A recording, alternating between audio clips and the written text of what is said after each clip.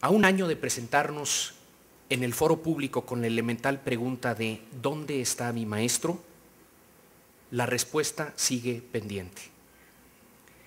Esto no quiere decir que no hayamos progresado en estos 12 meses. En este periodo podemos enumerar los siguientes avances. 1. El posicionamiento del tema en la opinión pública y en la agenda de funcionarios públicos a nivel federal y local. Los primeros 3 registros de maestros, debieron haber habido 5, pero ya tenemos 3, todavía incompletos y no confiables, como lo demuestra la presentación del maestro Calderón. Esas fluctuaciones denuncian que no es confiable la información que nos están presentando, pero es un avance sobre el pasado. Tercer elemento, una reforma legal que hace obligatorio el contar con el padrón no solo de maestros, sino de alumnos y de escuelas en el país. Cuarto, una primera noción, aunque incompleta, de los maestros comisionados a funciones diferentes a las docentes.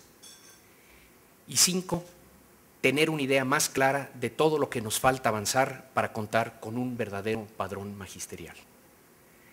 Esto no es poca cosa. Debemos aquilatar el esfuerzo de las autoridades, de la ciudadanía y los medios de comunicación. A la velocidad a la que estamos avanzando, nos llevaría 56 años para alcanzar el promedio de los países miembros de la OCDE en proficiencia matemática. Esto con una condición, que dichos países dejen de presentar el examen de aquí a entonces. Otro dato. En la última prueba de PISA, el 30% de los alumnos de Hong Kong logró resultados de excelencia en matemáticas. En promedio, 11% de los alumnos de los países de la Organización para la Cooperación y Desarrollo Económico estuvo en el rubro de excelencia. En cambio, solo el 0.7%, no llegamos al 1%, el 0.7% de nuestros alumnos está en esa categoría. ¿Cómo podemos anhelar el progreso, la justicia y la equidad con esos resultados?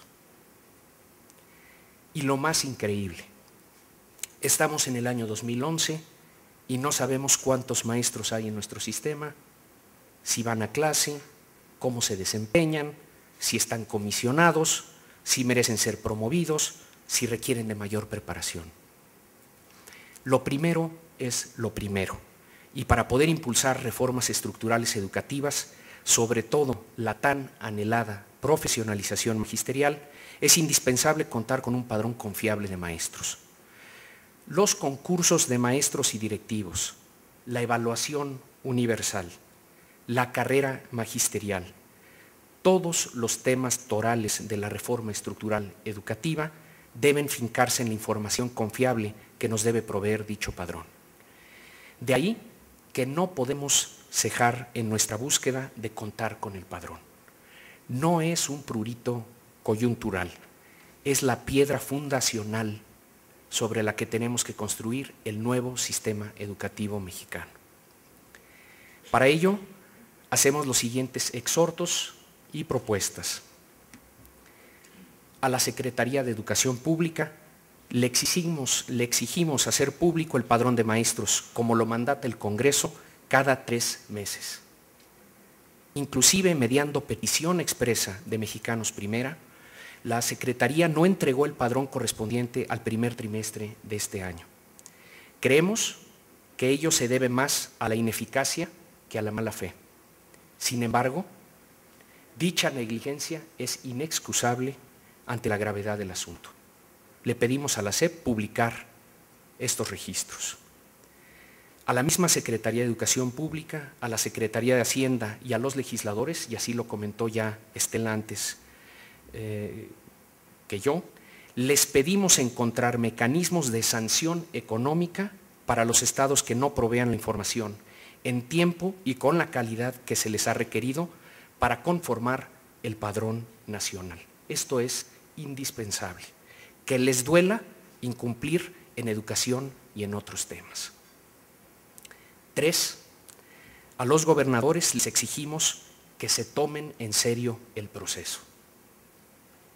Su irresponsabilidad e inacción en este y en otros campos, como el de la inseguridad, es alarmante. Tienen que aceptar su enorme responsabilidad, actuar en consecuencia y dejar de ser el escollo al progreso en el que se han convertido. Si no se los exigimos los ciudadanos y los medios de comunicación, no se van a mover. Ningún gobernador y ningún estado está exento de esta crítica, pero hay algunos de oprobio. Es el caso de Oaxaca, Guerrero y Michoacán, en donde los paros, el faltismo y las irregularidades son cosa común y los resultados educativos abismales. No es coincidencia que esos tres estados se ubican en el fondo de la tabla en resultados educativos. Es desconcertante, por otro lado, el desorden del Distrito Federal, que siendo responsabilidad de la Secretaría de Educación Pública misma, debiera ser ejemplo de cumplimiento y coherencia. También es alarmante el caso de irregularidades administrativas de pagos y comisionados en los estados de Yucatán, Hidalgo y México. Por ello, exigimos a los gobernadores de esas entidades poner orden en el registro magisterial de sus estados como paso inicial para evitar el despilfarro financiero y, lo que es más trágico, el derroche de las oportunidades educativas y con ello del futuro de sus entidades. Asimismo, les exigimos a ellos y a todos los demás gobernadores que los registros estatales se hagan públicos en su totalidad por la vía de los portales electrónicos y también escuela por escuela para ser publicados en agosto, coincidiendo con el inicio del ciclo escolar. 4. A los sindicatos magisteriales les pedimos colaboración plena y les emplazamos a hacer una entrega al dominio público de sus listas de comisionados, para así contribuir a la transparencia de asignaciones. A la ciudadanía le exhortamos a seguir su despertar y a exigir el padrón como instrumento de eficiencia, honestidad y certeza. Tenemos que lograr que haya luz donde hoy hay oscuridad, transparencia donde impera la opacidad, el buen uso de los recursos donde reina el despilfarro. Se va a llevar tiempo, pero solo sucederá si lo seguimos exigiendo. Ya hemos dado pasos, tenemos que dar muchos más. El mundo avanza y México se rezaga. No podemos esperar ya, ni en esta ni en otras materias, los intereses y los acomodos de poder a los que nos tienen acostumbrados los políticos.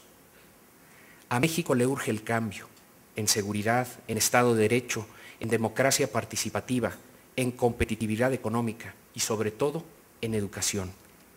A los ciudadanos nos toca exigir, proponer y contribuir. A los gobernantes les toca demostrar con sus acciones que su búsqueda es la del servicio y no la del dominio y el poder ciego. Que los hechos hablen por todos nosotros.